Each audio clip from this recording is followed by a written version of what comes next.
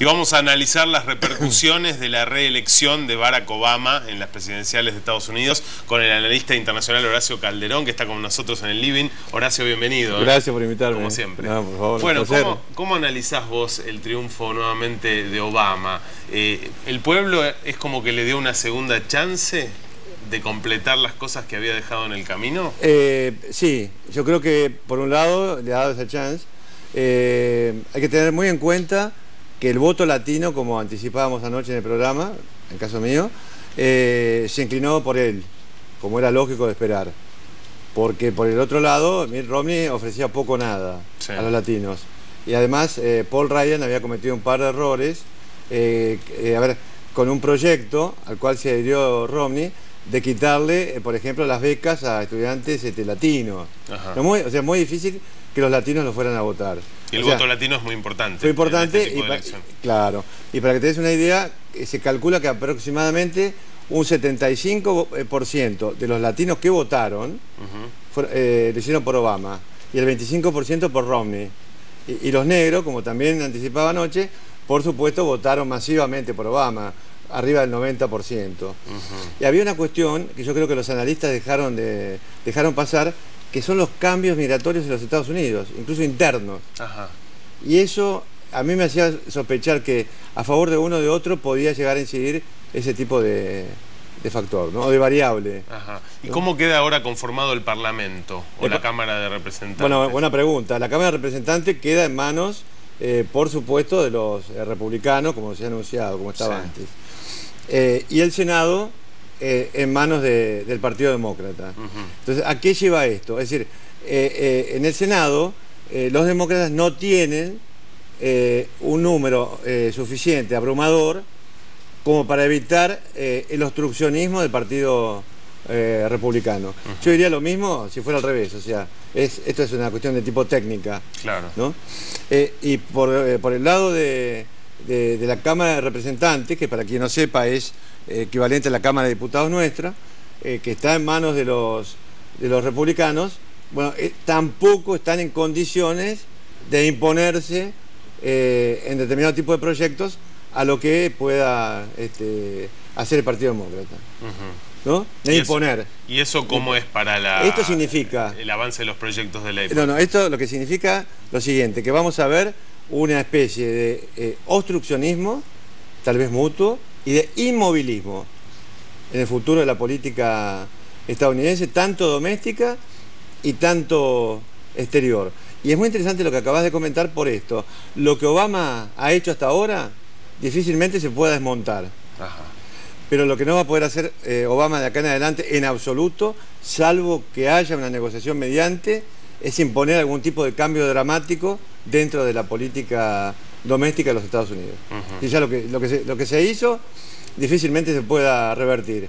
Pero lo que sí se va a hacer por parte del Partido Republicano es impedir que Obama pueda avanzar en otro tipo de proyectos que, bueno, con los cuales, por supuesto, ellos no estén de acuerdo. ¿Y cuál crees, Horacio, que es la principal inquietud del pueblo norteamericano? ¿Pasa por lo económico? Pasa por lo económico, pasa por el desempleo, pasa por las leyes de inmigración, ¿no? Eso es lo principal. Yo creo que desempleo e inmigración son dos factores importantísimos, ¿no? En todo esto, y creo que Mitt Romney no lo supo comprender, o además por la posición misma que tiene el Partido Republicano con respecto a la inmigración, bueno, eso finalmente se le constituyó en una especie de problema grave para poder acceder a la presidencia, a pesar de la paridad de votos en general, ¿no? Claro. ¿Y cuáles crees vos que son las promesas incumplidas de Obama? Todas, como decía anoche, casi todas. Sí. Sigue Guantánamo abierto. Pero ¿qué es lo que pasa? Porque esto es importante, el concepto. Es muy difícil que un presidente tenga una estrategia determinada para un mundo nuevo en proceso de cambio. Es decir, se derrumba el bloque comunista soviético y Estados Unidos queda colocado imprevistamente, sin estrategia alguna, como un poder hegemónico global. Y lo peor del caso es que no sabe qué hacer con él. No hay. Entonces, ¿qué pasa? Al presidente de turno, sea George Bush, sea Barack Obama, en este momento, la realidad geopolítica mundial o de diferentes regiones, los obligan a trazar una estrategia que ellos no tenían. Entonces que a lo mejor esto no es fácil de comprender, pero es más como que la realidad del mundo obliga al presidente de los Estados Unidos a tener estrategias o a tratar de trazar una estrategia a que ellos realmente intenten con esto cambiar las realidades mundiales. Porque de hecho todas las intervenciones que han tenido han sido un desastre. La de Afganistán, justificada desde el punto de vista hasta del derecho internacional, por el casus belli que significó el ataque del 11 de septiembre. Claro. Pero la invasión a Irak obviamente fue la invasión, la ocupación y por supuesto previo derrocamiento de Saddam Hussein fue algo que se calculó sin tener en cuenta un plan B. Es decir, ¿qué iba a suceder después que cayera el régimen de Saddam Hussein? Así le fue. Con respecto al tema de Libia, esto lo están criticando geopolitólogos como George Freeman de los Estados Unidos, fueron a Libia, derrocaron al régimen de Muammar Gaddafi, pero tampoco tenían una alternativa para reemplazarlo. Entonces tenemos un país sumergido en el caos, en las venganzas, en las guerras tribales, etcétera. Además de la pobreza y todo eso, porque han destruido todo el país con el poderío militar de la NATO. Porque los rebeldes eran una especie de armada brancaleones, no eran algo que se pudiera tomar en serio con la capacidad de derrocar a Muammar Gaddafi y su gente. Y lo mismo sucede ahora en Siria. Y Obama recibió en su primer mandato un país devastado económicamente, como se dijo. Bueno, efectivamente, ¿no?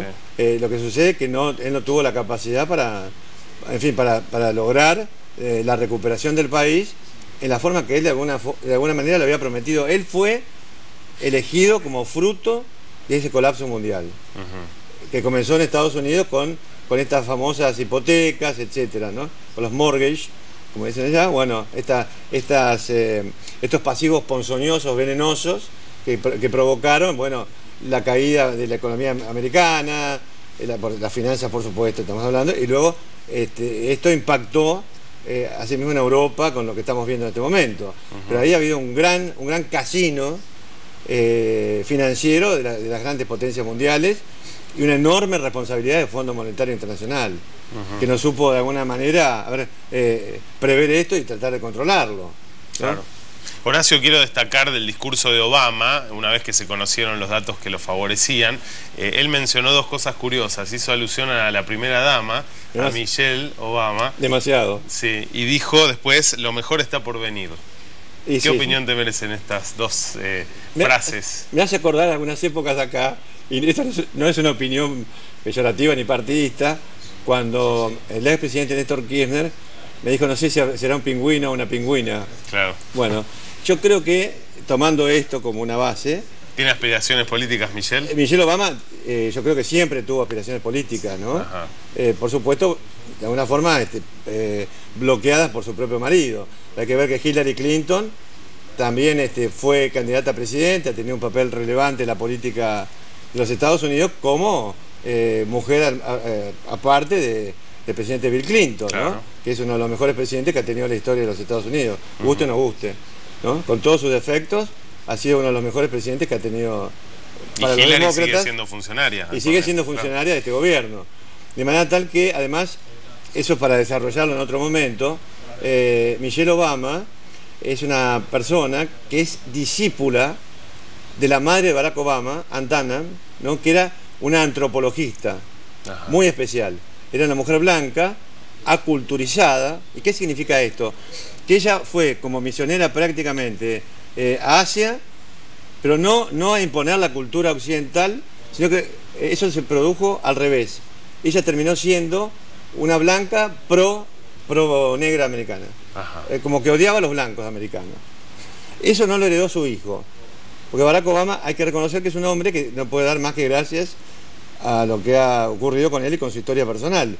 Él era nieto, de un pastor antes que cuidaba cabras en su país de origen en África, etcétera. Pero él no carga con la historia del negro americano esclavizado por los blancos durante muchísimo tiemo, ¿no? Y Michelle es seguidora de la madre de Obama. Es seguidora de la madre. Entonces va a ser muy interesante estudiar un poco. Ya he estudiado bastante la figura de Michelle Obama. Hice incluso un pequeño ensayito que está en internet cuando él era presidente electo. Y el título decía, Barack Obama, presidente electo, ¿no? ¿Un sueño o una pesadilla americana? Y yo creo que en mérito a las promesas incumplidas de él, porque él, ¿qué pasa? Todo político, casi todos los políticos, prometen cosas que luego no van a cumplir, no saben que no van a cumplir. Claro. Entonces él prometió cosas que eran de imposible cumplimiento. Por ejemplo, la cuestión de la base de Guantánamo. Después otras cuestiones como la unión igualitaria, los sexos, la cuestión del aborto, todas esas cuestiones eran cuestiones previsibles y que ya eran preexistentes en Estados Unidos. Pero en cuestiones fundamentales, él no ha cumplido con esto, ¿no? Y con respecto a la otra frase, ¿lo mejor está por venir? Bueno, yo me pregunto... ¿Por qué lo habrá dicho? Qué horror. Espero que sea mejor de lo que dejó, porque realmente yo creo que lo mejor que está por venir, yo creo que puede haber alguna referencia, alguna inferencia a su mujer en un futuro, ¿no? Ajá. Pero porque yo creo que le va a ser muy difícil de ser realista, que él pueda prometer algo mejor de lo que hay cuando tiene frente a sí prácticamente una incapacidad manifiesta, no por parte de él, sino por parte de la misma, lo que le da el marco opositor para poder cambiar, nada que sea importante, tanto a nivel doméstico como a nivel de política exterior de los Estados Unidos. Y cuidado, que él dice lo mejor está por venir, y yo no sé si próximamente no va a haber una guerra o 2 guerras más en Medio Oriente y en el Levante. Claro. Porque estamos hablando de una situación en Siria que es insostenible, claro, una situación con Irán que es insostenible, que si Irán no transige en la cuestión del armamento nuclear que se dice que está desarrollando, y yo en lo personal creo que es así, eso va a terminar realmente en un conflicto militar. Entonces lo mejor está por venir, realmente es una frase de campaña, más que la frase de un presidente que acaba de resultar electo por segunda vez en los Estados Unidos. Bueno, Horacio, muchas gracias, muy claro como siempre. No, por favor, gracias. Hasta la próxima. Adiós. Y ahora nosotros cambiamos de tema, hablamos de deportes, de fútbol europeo, con Nacho, adelante. Muchas gracias.